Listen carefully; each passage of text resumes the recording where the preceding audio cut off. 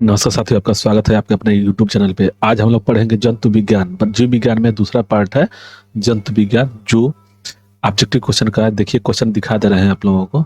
ये सब है क्वेश्चन है, ठीक है। मछलियों से संबंधित है ये सब, जितना भी है आज हम लोग अध्ययन करेंगे, ठीक है। तो ये ध्यान रहे और शुरू से अंत तक देखिए। 2x में देखिएगा भले, लेकिन इसको पूरा फुल वॉच करिए। 37-40 क्वेश्चन है, ठीक है। तो इसका पूरा वॉच कीजिएगा, ठीक है। मानव त्वचा का अध्ययन करने वाली विज्ञान की शाखा कहलाती है।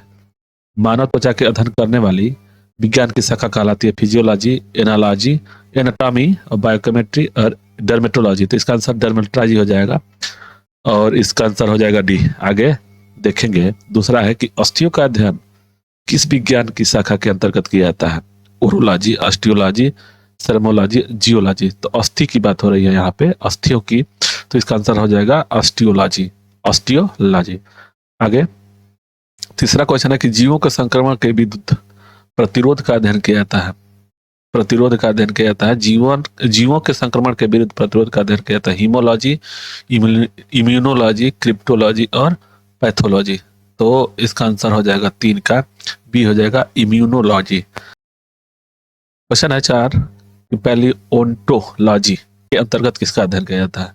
मस्तिष्क, पादप, प्राइमेट्स और जीवाश्म। तो 4 का हो जाएगा डी हो जाएगा जीवाश्म। तो याद रहे पैलियोंटोलॉजी के अंतर्गत किसका अध्ययन किया जाता है, तो जीवाश्म का। आगे कीटों का अध्ययन किया जाता है। अध्ययन को क्या कहते हैं, एंथ्रोपोलॉजी, एंटोमोलॉजी, ओंटोलॉजी और इथियोलॉजी। तो इसका आंसर 5 का क्या हो जाएगा, तो 5 का बी हो जाएगा एंटोमोलॉजी। आगे तितलियों का अध्ययन क्या कहलाता है। तितलियों का अध्ययन क्या कहते हैं, एथियोलॉजी, नियोन्टोलॉजी, लेपिडेटेरियोलॉजी और पोलिनोलॉजी। तो 6 का हो जाएगा सी हो जाएगा लेपिडेटेरियोलॉजी। 7 नंबर क्वेश्चन कि मछलियों से संबंधित अध्ययन क्या कहलाता है। लेपिडेटेरियोलॉजी, सिक्रोलोटोलॉजी, इक्थियोलॉजी और क्रिप्टोलॉजी। तो इसका आंसर 7 का हो जाएगा सी हो जाएगा इक्थियोलॉजी। और ऑर्निथोलॉजी किसका अध्ययन है होता है। ऑर्निथोलॉजी में पक्षी का, स्तनधारी का, चमगादड़ का, मछली का। तो इसके में हो जाएगा 8 का ए हो जाएगा पक्षी का। ऑर्निथोलॉजी पक्षी का अध्ययन किया जाता है। हिस्टोलॉजी, हिस्टोलॉजी किससे संबंधित है, उत्तक से, विषाणु से, जीव द्रव्य से, कोशिका से। तो इसका आंसर ए हो जाएगा उत्तक से। हिस्टोलॉजी उत्तक से संबंधित है। घाव, ऊंट का अध्ययन क्या क्या कहलाता है। कालोलॉजी, ओकोलॉजी, ट्रोमेटोलॉजी और डर्मेटोलॉजी। तो इसका आंसर 10 का हो जाएगा सी ट्रोमेटोलॉजी। घाव का अध्ययन कहलाता है ट्रोमेटोलॉजी। कैंसर संबंधी रोग का अध्ययन कहलाता है न्यूरोलॉजी। ऑप्शन दिया हुआ न्यूरोलॉजी, ऑर्गेनोलॉजी, ओकोलॉजी और सीरोलॉजी। तो 11 का सी हो जाएगा ओकोलॉजी। माने कैंसर का संबंधित रोग अध्ययन जो कहलाता है ओकोलॉजी से संबंधित है, ठीक है। 12 नंबर क्वेश्चन के मोलस्का समुदाय के जंतुओं के कवच का अध्ययन कहलाता है। मोलस्का समुदाय के जंतुओं के कवच का अध्ययन कहलाता है इकोलॉजी, कैंकोलॉजी, पोरोलॉजी, अमाइलोकोलॉजी। तो इसका आंसर 12 का हो जाएगा बी कैंकोलॉजी। आगे हम लोग देखेंगे वंशागति के नियमों के अध्ययन को कहते हैं। वंशागति के नियमों के अध्ययन को कहते हैं वर्गीकरण विज्ञान, कोशिका विज्ञान, आनुवंशिकी और पारिस्थितिकी। वंशागति की बात हो रही है यहाँ पे। तो 13 का हो जाएगा सी आनुवंशिकी अध्ययन कहते हैं। 14 दिया है कि मनुष्य के वातावरण को सुधारने के से नस्ल सुधारना कहलाता है। मनुष्य के वातावरण को सुधारने से नस्ल सुधारना कहलाता है यूजेनिक्स, यूथेनिक्स, जीवाश्म विज्ञान, उद्विकास। तो 14 का हो जाएगा बी यूथेनिक्स, ठीक है। आगे हम लोग नेक्स्ट क्वेश्चन देखेंगे। 15 है कि नलिका विहीन ग्रंथियों का अध्ययन करने वाली जंतु विज्ञानों की शाखा को कहते हैं एम्ब्रियोलॉजी, एंडोक्राइनोलॉजी, इकोलॉजी और यूथेनोलॉजी। नलिका विहीन ग्रंथियों का अध्ययन करने वाले जंतु विज्ञान की शाखा कहलाती है, यह है बी एंडोक्राइनोलॉजी। आगे हम लोग देखेंगे 16 उन विज्ञान को जो अनुवांशिकता के नियमों द्वारा मानव जाति की उन्नति का अध्ययन करता है कहते हैं एम्ब्रियोलॉजी, एंड्रोकाइनोलॉजी, यूजेनिक्स और यूथेनिक्स। तो 16 का आंसर क्या होगा, तो 16 का हो जाएगा सी यूजेनिक्स। आगे हम लोग देखेंगे 17 का कीटों से संबंधित जीव विज्ञान की शाखा कहलाती है इंटेमोलॉजी, ऑर्निथोलॉजी, मेमोलॉजी, इक्थोलॉजी, इक्थियोलॉजी। तो 17 का क्या हो जाएगा? 17 का हो जाएगा, ये हो जाएगा एंटोमोलॉजी, कीटों का अध्ययन। एंटोमोलॉजी, आंथ्रोलॉजी जो होता है यह हो जाएगा पक्षी के, ऑर्निथोलॉजी। आगे हम लोग देखेंगे एक मछलियों तथा उससे संबंधित उद्योगों का अध्ययन कहलाता है हेलमिन्थोलॉजी, प्रोटोजूलॉजी, इक्थियोलॉजी और मेमोलॉजी। तो इसका 18 का हो जाएगा, सी हो जाएगा 18 का इक्थियोलॉजी। आगे हम लोग देखेंगे 19 नंबर क्वेश्चन को कि जंतु विज्ञान की वह शाखा जिसके अंतर्गत जंतु की वह आकृति एवं वह संरचना का अध्ययन कहलाता है फिजियोलॉजी, एम्ब्रियोलॉजी, मॉर्फोलॉजी और इक्थियोलॉजी। तो 19 का हो जाएगा सी, मॉर्फोलॉजी। जंतुओं की वह शाखा जिसके अंतर्गत जंतु की वह आकृति और वह संरचना के अध्ययन किया कहलाता है मॉर्फोलॉजी। तो 19 का हो जाएगा सी।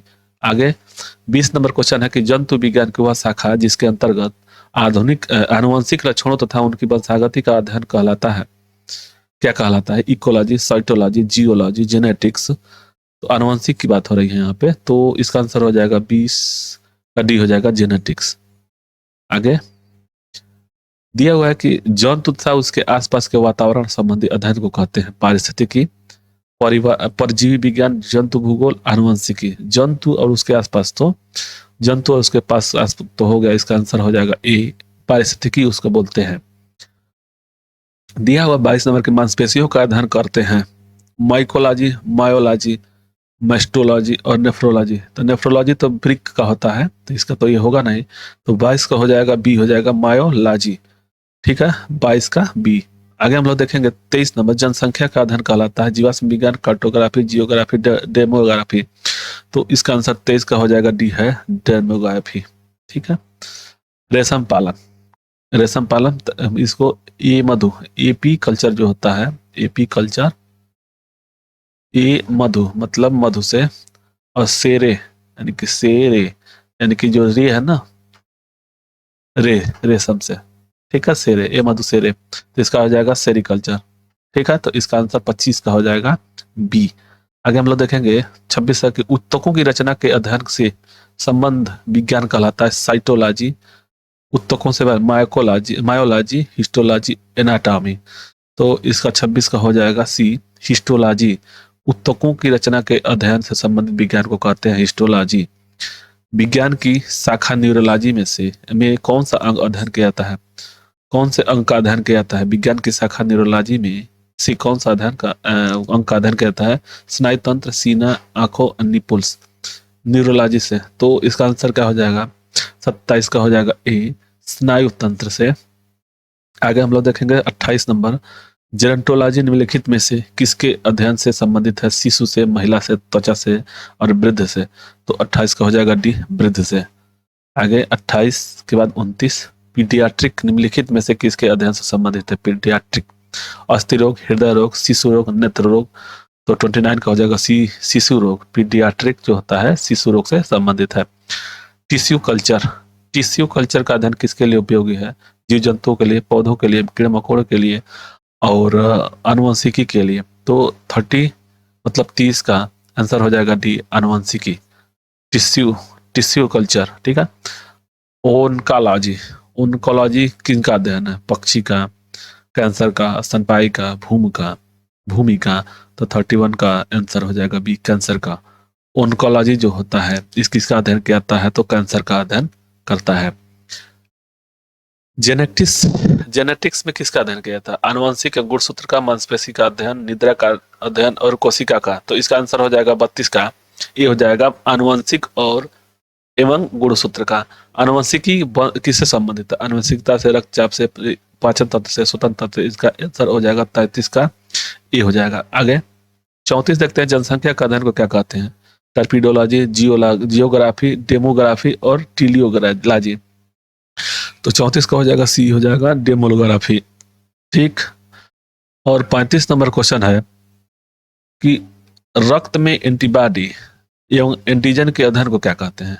हिस्टोलॉजी, गायनिकोलॉजी, सीरोलॉजी और बायोलॉजी। तो सीरोलॉजी होगा, इसका आंसर 35 का हो जाएगा, सी हो जाएगा सीरोलॉजी। गायनिकोलॉजी होता है और महिला का जो डॉक्टर होते हैं गायनिकोलॉजी बोलते हैं उसको। आगे दिया हुआ 36 के पारिस्थितिकी विज्ञान इकोलॉजी का किससे संबंधित है? चिड़िया से, कोशिका संरचना से, शरीर संरचना एवं वातावरण पारिस्थितिकी है, उससे हो जाएगा 36 का सी हो जाएगा। और आगे एरेनियोलॉजी, एरेनियोलॉजी किसका अध्ययन है? माहू का अध्ययन, मकड़ों का अध्ययन, मक्खी पालन का और बरूथी का अध्ययन। एरेनियो एरेनियो एरेनियो का अध्ययन मतलब क्या कहलाता है? तो 37 का हो जाएगा बी, मकड़ों का अध्ययन। तो इससे आगे नहीं है। तो इसमें जंतु विज्ञान की शाखाएं में 37 क्वेश्चन था, ऑब्जेक्टिव क्वेश्चन। तो हम लोग को इस पूरा क्वेश्चन पढ़ लिए हैं। और अगर थी नहीं होगा तो एक बार और समझ लीजिएगा, एक बार और देख लीजिएगा आप लोग। तो एक बार 2 बार देखेंगे तो आप लोगों को याद हो जाएगा। तो ये आप लोगों को वीडियो अच्छा लगे तो लाइक से सब्सक्राइब करें और अपने भाई का मनोबल बढ़ाएं। ठीक है, चलिए नमस्कार, जय हिंद, जय भारत।